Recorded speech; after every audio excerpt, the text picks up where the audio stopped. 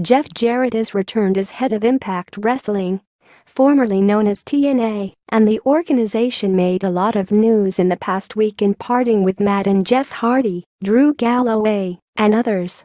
It's presumable that they want to make a splash in acquiring big names, especially since whatever buzz the brand had in the last year or two was directly attributable to the Hardys.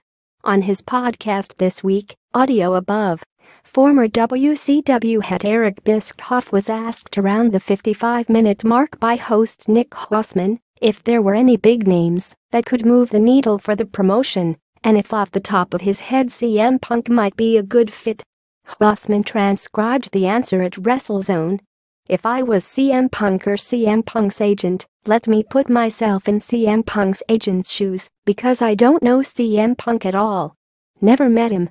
Never shared one syllable of conversation with him. If I was CM Punk's agent, I would be on the phone with him, and I would say something like, 'Hey Punk, look, I know you had a bad experience in WWE. I know you aren't necessarily excited about the wrestling industry in general. You may or may not want to continue to immerse yourself in the world of MMA, but as your business manager, Mr. Punk, I am just looking at the financial opportunity as it exists today, and there may be a way for you to leverage a great opportunity in Impact Wrestling. Why don't we at least explore that?' That's me in my business manager hat. Whether or not Punk would entertain that or not, I guess that depends on where his head is at any given moment."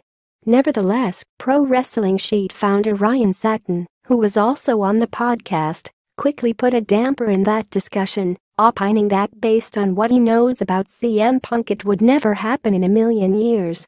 However, if Impact were somehow able to lure Punk to return, it would establish immediate relevance. If you'll indulge me for a bit, this is probably delusional, but I've had the admittedly delusional dream for the past few months that CM Punk will return to WWE next Monday in Chicago.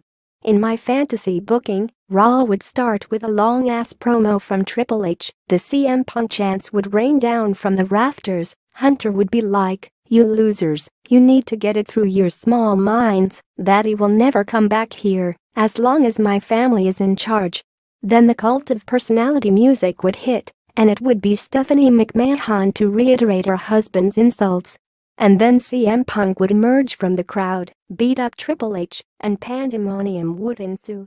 A boy can dream.